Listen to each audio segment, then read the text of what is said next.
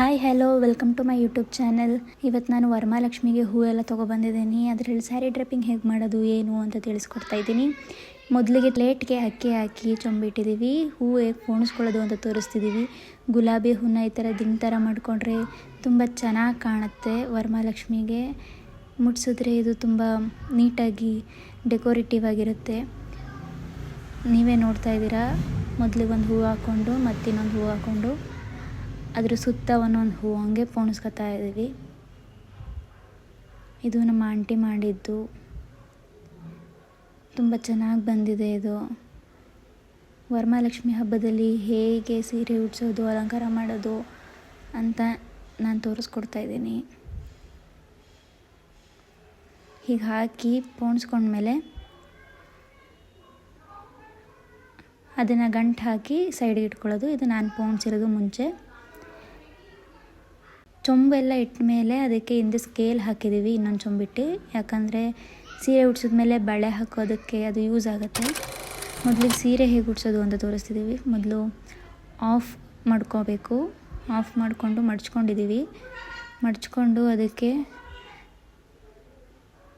ಮಡ್ಚ್ಕೊಂಡ್ಮೇಲೆ ಹೀಗೆ ನೆರಿಗೆ ಥರ ಸ್ವಲ್ಪ ಸ್ವಲ್ಪನೇ ನಾವೇ ಹಿಡ್ಕೊಂಡು ಡ್ರೈಪಿಂಗ್ ಥರ ಮಾಡಬೇಕು.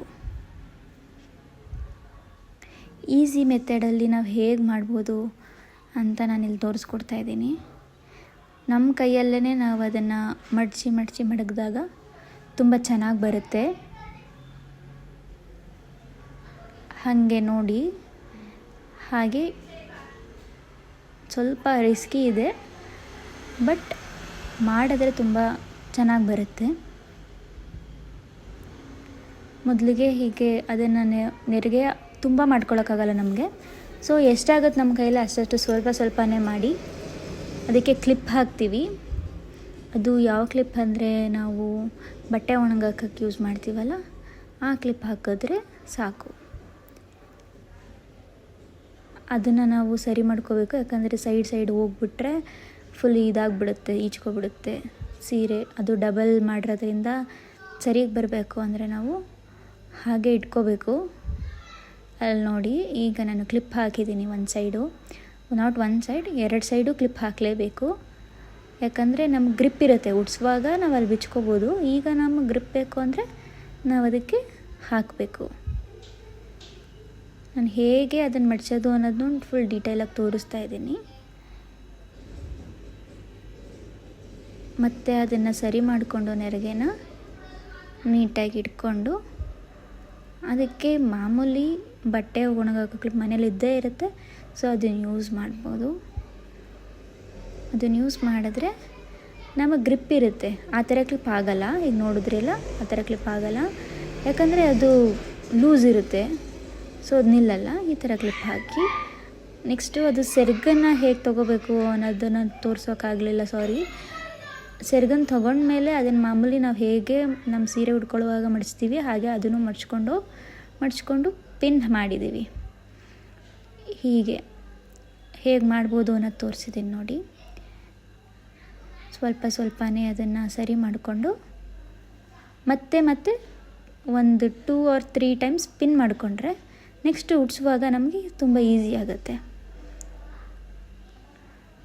ಸೊ ನಾವು ಅದನ್ನು ಸರಿ ಮಾಡಿಕೊಂಡು ನೆರಿಗೆ ಮಾಡ್ಕೊಂಡಿದ್ದೀವಿ. ಈಗ ನೋಡಿ, ಕ್ಲಿಪ್ ಹಾಕಿರೋದೆಲ್ಲ ಹೀಗಿದೆ, ಸೆರಗು ಹೀಗಿದೆ.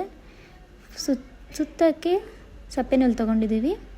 ಫಸ್ಟ್ ಗಂಟು ಕಟ್ಕೊಬಿಟ್ಟು ನೆರಿಗೆ ತೊಗೊಂಡಿರೋದನ್ನ ಕ್ಲಿಪ್ ಬಿಚ್ಚೋಕ್ಕೂ ಮುಂಚೆನೇ ನೀಟಾಗಿ ಟೈಟಾಗಿ ಗಂಟು ಹಾಕಿಬಿಡಬೇಕು ಸಪ್ಪೆ ನೂಲಲ್ಲಿ. ಆಮೇಲೆ ಕಳ್ಸಕ್ಕೆ ಇಟ್ಟು ಚೊಂಬಿಗೆ ಸುತ್ತನೂ ಹಾಗೆ ಗಂಟು ಹಾಕಬೇಕು. ಅದು ಗಂಟು ಹಾಕಿರೋದಲ್ಲದೆ ಮತ್ತೆ ಇನ್ನೊಂದ್ಸಲಿ ಗಂಟು ಹಾಕಬೇಕು. ಸೆರಗನ್ ಸೈಡಿಗೆ ಬಿಟ್ಟು ಮಿಕ್ಕಿದೆಲ್ಲ ಗಂಟಾಗಿರುತ್ತೆ. ಆಮೇಲೆ ಅದನ್ನು ಸಪ್ಪೆನೆಲ್ಲ ಹಾಕಿರ್ತೀವಲ್ಲ, ಅದು ನೆರಿಗೆ ಇರುತ್ತೆ. ಅದನ್ನು ನಾವು ಸರಿ ಮಾಡ್ಕೋಬೇಕು ಕೈಯಲ್ಲಿ.